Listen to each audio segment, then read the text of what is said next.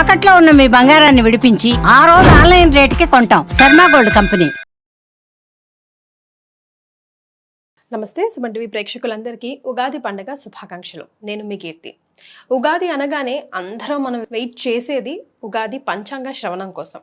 మరి పంచాంగ శ్రవణం ద్వాదశ రాశుల వారికి ఎలా ఉండబోతోంది, ఎంతవరకు బాగుంటుంది, ఎంతవరకు బాగుండట్లేదు, మనం ఎలాంటి రెమెడీస్ పాటిస్తే ఈ సంవత్సరం మనకి మరింతగా కలిసి వచ్చే అవకాశం ఉంటుందో తెలియజేయడానికి ప్రముఖ ఆస్ట్రాలజర్ బ్రహ్మశ్రీ నానాజీ పట్నాయక్ గారు ఉన్నారు. నమస్తే గురుగారు. శ్రీమాత్రే నమః. గురుగారు, క్రోధినామ సంవత్సరం వెళ్ళిపోయి శ్రీ విశ్వవసునామ సంవత్సరంలోకి ఎంటర్ అయిపోయాం. తెలుగువారి సంవత్సరాది ఉగాదికి వచ్చేసాం. మరి పోయిన సంవత్సరం మనం మిస్ అయ్యింది, ఈ సంవత్సరంలో భర్తీ చేసుకునే అవకాశం ఏమైనా ఉందా? మరి ఈ సంవత్సరం విశ్వవసు అనగానే కొంచెం మంచి వైబ్రేషన్స్ అయితే ఇస్తుంది గురుగారు. క్రోధి అనగానే అది కొంచెం ఏంటోలాగా అనిపిస్తుంది. సో ఎలాంటి వైబ్రేషన్స్తో ఈ సంవత్సరాన్ని మనం మొదలు పెడుతున్నామంటారు? క్రోధినామ సంవత్సరానికి రవి ఏమన్నా కుజుడు అధిపతి అయ్యాడమ్మా. క్రోధం అంటే గొడవలు, కోపాలు, ఇవన్నీ. క్రోధం తెచ్చుకోవడం అంటారు, క్రోధం నీకు పనికిరాదు అంటూ ఉంటాం.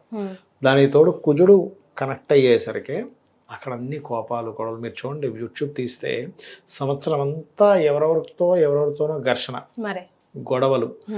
ఒక్క రోజు గ్యాప్ వచ్చిందంటే ఇంకో రోజు ఏదో ఒక ఘర్షణ చూస్తూ ఉన్నాం మనం. కాబట్టి విశ్వవసునామ సంవత్సరంలో అన్ని గొడవలు అయితే ఉండవు. Point number 1. మరి ఈ షష్టగ్రహ కూటమితో వస్తుంది కదా విశ్వవసునామ సంవత్సరము. మరి దీనికి ఏమిటి అంటే, షష్టగ్రహ కూటమి వల్ల పెద్ద పెద్ద రోగాలు, కరోనాలు లాంటివి వస్తున్నాయని అందరూ అంటున్నారు, కానీ అట్లాంటిది ఏమీ రాదు. జల ప్రళయాలకు కొంచెం ఛాన్స్ ఉంది, ఎందుకంటే జలరాశులు అధికంగా ఉన్నాయి కదా. అంటే ఏంటంటే ఇప్పుడు ఇంత ఎండాకాలంలో కూడా సడన్గా వర్షం పడడం.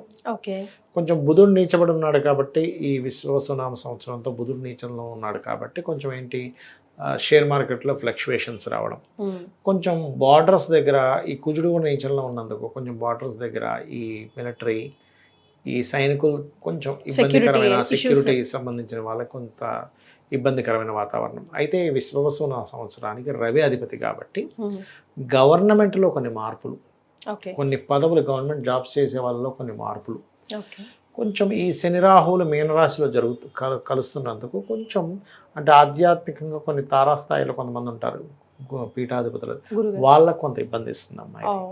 అది కొంచెం చూసుకోవాలి. ఎందుకంటే శని రాహువులు మీనరాశిలో కలవడం అనేది మామూలు విషయం కాదు. అది రెండు గురు రాశుల్ని అది క్యాప్చర్ చేస్తుంది. కొన్ని అయితే అసలు ఇంత అంటే కొన్ని దేశాలు ఆర్థిక మాన్యంలో పడ్డం, కానీ అయ్యో మరి ఇంత కమర్షియల్గా ఆలోచిస్తున్నాయా దేశాలు అనేటువంటిది మాత్రం మనం నివ్వరపోయేలాంటివి కొన్ని వింటాం మనం. ఎందుకంటే బుధుడు నీచ కదా, అందుకని. కాకపోతే క్రోధినామ సంవత్సరంలో వచ్చినన్ని ఘర్షణలు ఈ సంవత్సరం రావు. ఎందుకంటే కుజుడు కాదు రవి. రవి అంటే ఏంటి, కొన్ని స్ట్రిక్ట్గా కొన్ని రూల్స్ పాటించడం కానీ ఇట్లాంటివన్నీ ఉంటాయి. కాబట్టి ఆ రవి మీద కేతు వస్తున్నాడు కాబట్టి ఈ విశ్వవసునామ సంవత్సరం ప్రారంభమైన సంవత్సరంన్నర లోపల ఒక పెద్ద స్థాయిలో ఉండేటువంటి గవర్నమెంట్ ఎంప్లాయీస్ కావచ్చు, రాజకీయ నాయకులు కావచ్చు, వాళ్ళ మార్పు జరుగుతుంది. ఇది సో చేంజెస్ ని యాక్సెప్ట్ చేయడానికి రెడీగా ఉండాలి. సీఎంలు కావచ్చు, పిఎంలు కావచ్చు, ఎవరైనా మార్పు. సో ఇది ఇన్ జనరల్ గా మనం తెలుసుకున్నాం. ఇంకొకటి కూడా ఏంటంటే భూతత్వ రాశుల్లో కేతు ఉన్నాడమ్మా ఇంతకాలం. ఈ భూతత్వ రాశిలో కేతు ఎప్పుడైతే జరిగాడో భూమికి సంబంధించిన వాటిల్లో కొంత రేట్లు ఆగిపోయినవి, కొంత మూమెంట్ కదులుతుంది. సో రియల్ ఎస్టేట్ పరంగా కూడా బాగానే ఉండబోతుంది జూన్ నుంచి. సో ఇది ఇన్ జనరల్ గా తెలుసుకున్నాం కదా గురుగారు. ఇప్పుడు ద్వాదశ రాశుల్లో భాగంగా ఒక్కొక్క రాశి వారికి ఎలా ఉండబోతుంది, ఆదాయం పరంగా కానివ్వండి, వ్యయం పరంగా కానివ్వండి, అలాగే రాజపూజ్యం అవమానం కూడా ఎలా ఉండబోతుందో తెలుసుకుందాం. గురుగారు, శ్రీ విశ్వవసునామ సంవత్సరంలో కన్యా రాశి వారికి ఎలా ఉండబోతుందండి? ఆదాయం విషయంలో కానీ, వ్యయం విషయంలో కానీ, అవమానం, రాజపూజ్యం. విశ్వవసునామ సంవత్సరంలో కన్యా రాశి వారికి 14-2-6-6 అంటే 14 ఆదాయము, 2 వ్యయము, అవమానం, రాజపూజ్యం మాత్రం 6-6గా చూపిస్తుంది మీరే పంచాంగం తీసుకున్నా కూడా. అయితే ఇక్కడ రాజపూజ్యం 6 వస్తే ఓకే, కానీ అవమానం 6 వస్తే ఒప్పుకోరు.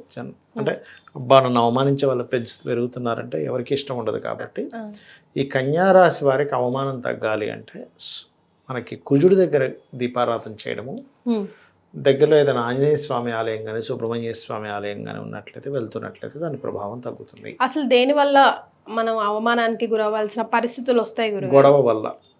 ఎక్కువగా గొడవ వల్ల వస్తుంది. అంటే ఆఫీస్లో సిబ్లింగ్స్ తోనో ఓకే లేకపోతే ఏదైనా వ్యాపారంలో వచ్చే పార్ట్నర్స్ తో వచ్చే గొడవ వల్ల ఇట్లాంటివి ఎక్కువగా ఉంటుంటాయి మెయిన్గా చెప్పాలంటే. అదొకటి. అయితే ఇంకా మిగతా అంశాలు కనుక చూసుకుంటే వీళ్ళకి లగ్నంలో ఇంతకాలం నుంచి కేతు నడుస్తున్నాడు. విశ్వవసు నామ సంవత్సరంలో కూడా ఉంటాడు, కానీ 3 నెలల తర్వాత లగ్నంలో ఉండే కేతు 12లోకి మారిపోతాడు.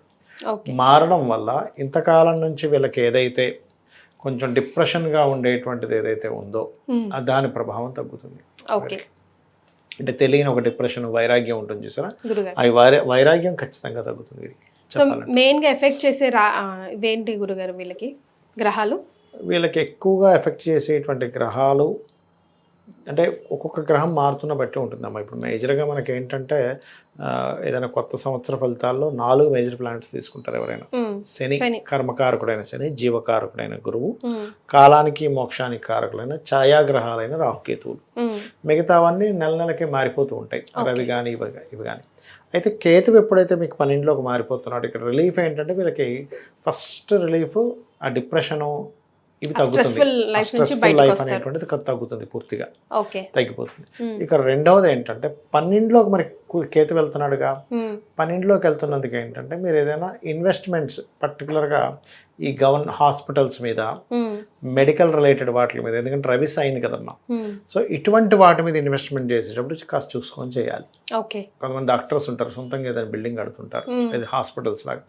అలాంటివి ఇన్వెస్ట్మెంట్ చేసేటప్పుడు కట్టేటప్పుడు మనం ఎంత కడుతున్నాము, ఓవర్గా ఏమైనా ఎక్కువ మిషనరీస్ తెప్పిస్తున్నాము. ఒక్కోసారి చాలామంది నేను చూస్తుంటా, డాక్టర్సే వాళ్ళు ఏదో 2-3 హాస్పిటల్స్ కట్టామండి, మాకు ఓవర్ ఎక్కువ అయిపోయింది, ఆ లోన్స్ కట్టలేకపోతున్నాము, అనుకున్నంత రిటర్న్ రావట్లేదు అంటుంటారు. కాబట్టి మెడికల్ రిలేటెడ్ సంబంధించిన ఇన్వెస్ట్మెంట్ చేసేటప్పుడు చెక్ చేసుకోవాలి, ఇది మెయిన్గా చూసుకోవాలి.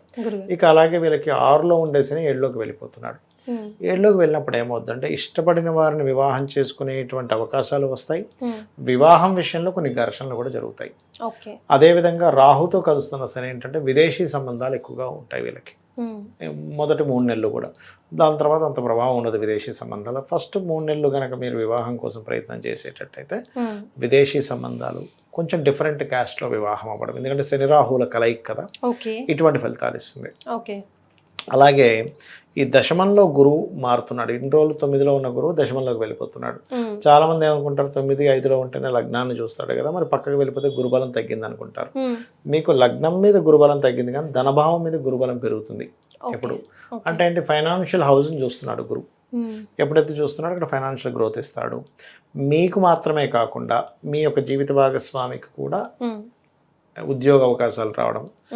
ఈ కన్యాలగ్నం వారి యొక్క జీవిత భాగస్వామి ఏదైనా కొత్త కోర్సెస్ చేయడము, కొత్త సబ్జెక్ట్స్. ఇప్పుడు చూడండి, కొంతమంది గృహిణీలుగా ఉండి తర్వాత లేదు నేను ఈ కోర్స్ చేసి మళ్ళీ నేను జాబ్ సంపాదించుకుంటా అంటారు. అలాంటి వాళ్ళకి ఇది సరైనటువంటి అవకాశంగా చెప్పుకోవచ్చు మనం. ఇక సంతానం కోసం ప్రయత్నం చేసేటువంటి వారికి సంతానం విషయంలో రెండవ సంతానం కోసం ప్రయత్నం చేసే వారికి అయితే ఉంటుంది, కానీ 1-2-3 నెలలు కొంచెం IVFలు, IUIలు చేయించుకునేవారు కొంచెం చూసుకొని చేసుకోవాలి. కొంచెం 3వ అధిపతి నీచ కాబట్టి మొదటి 3 నెలలు కొంచెం ఎవరితోనైనా కమ్యూనికేట్ చేసేటప్పుడు, మాట్లాడేటప్పుడు కొంచెం ఈ జాతకుల యొక్క సిబ్లింగ్స్ ఉంటారు కదా, వాళ్ళు కొంచెం జల ప్రదేశాలు వెళ్ళినప్పుడు జాగ్రత్తగా ఉండాలి. ఎందుకంటే సిబ్లింగ్ కారకుడికి జలగండం చూపిస్తుంది ఇక్కడ. ఎందుకంటే 3-8 అధిపతి కుజుడు నీచంలో ఉంటున్నాడుగా, జలరాశిలో నీచపడుతున్నాడు, అందుకని ఈ విషయంలో జాగ్రత్తగా ఉండాలి. ఇక వ్యాపారస్తులు కూడా మొదటి 3 నెలలు కొంత జాగ్రత్తగా ఉండాలి, ఎందుకంటే లాభస్థానంలో ఉంటున్నాడు కాబట్టి ఇవి చేసుకుంటుంటే సరిపోతుంది. ఏప్రిల్, మే, జూన్ వరకు ఆల్మోస్ట్. వీళ్ళు ఎక్కువగా వెంకటేశ్వర స్వామి ఆరాధన, దుర్గాదేవి యొక్క ఆరాధన మంచి ఫలితాలు ఇస్తుంది వీరికి చెప్పాలంటే. సో ఈ రెమెడీస్ ఫాలో చేసుకుంటూ ఉంటే సరిపోతుంది. ఎడ్యుకేషన్ పరంగా లైక్ కోర్ట్ కేసులు కానివ్వండి, లేకపోతే పొలిటికల్ లైఫ్ లీడ్ చేస్తున్న వాళ్ళకి కానీ ఎలా ఉంటుంది గురుగారు? ఒకటేంటంటే అమ్మ, పొలిటికల్ వాళ్ళకి బాగానే ఉంటుంది, పెద్ద ఇబ్బంది ఏమి ఉండదు. ఎడ్యుకేషన్ పరంగా కొత్త కోర్సెస్ చేస్తారు వీళ్ళు, కొత్త కోర్సెస్ చేయడము, ప్రాపర్టీస్ ఏదైనా కొనుగోలు చేయడం. ఎందుకంటే చతుర్థాధిపతి దశమంలో ఉన్నాడు, మరొక కేంద్రంలోకి వెళ్ళాడు. ఎప్పుడైనా ఒక 4th లార్డ్ కనుక దశమంలో ఉంటే వాళ్ళు ఖచ్చితంగా ప్రాపర్టీస్ కొనుక్కుంటారు, ఎందుకంటే తన స్థానాన్ని తను చూసుకుంటున్నాడు. 4th లార్డ్ 4000 ఆస్పెక్ట్ చేస్తున్నాడు. అప్పుడు ఏమవుతుంది, ప్రాపర్టీ వచ్చి తీరుతుంది అక్కడ. అది కాక గురువుకి ఆస్పెక్ట్ పవర్ కూడా ఎక్కువగా ఉంటుంది. సో తన ఓన్ హౌస్ని తను ఎప్పుడైతే ఆస్పెక్ట్ చేసుకుంటున్నాడో కొత్త సబ్జెక్ట్స్ నేర్చుకోవడము, కొత్త విద్యలు నేర్చుకోవడము, ఆధ్యాత్మికమైన విద్యలు నేర్చుకోవడం ఇట్లాంటివి కూడా కలుగుతాయి వీరికి. ఎస్. సో ఓవరాల్గా చూసుకుంటే కన్యా రాశి వారికి ఎందులో ఏ రకంగా చూసుకున్నా కొంచెం బాగానే ఉంది. కొంచెం బాగానే ఉంది చెప్పాలి. ఒకవేళ అటు ఇటుగా ఏమైనా డిస్టర్బెన్స్ వచ్చినా కూడా మీరు చెప్పిన రెమెడీస్ ఫాలో అయితే సరిపోతుంది. సరిపోతుంది. చాలా సంతోషం గురుగారు. ధన్యవాదాలు. శ్రీమాత్రే నమః. శ్రీమాత్రే నమః.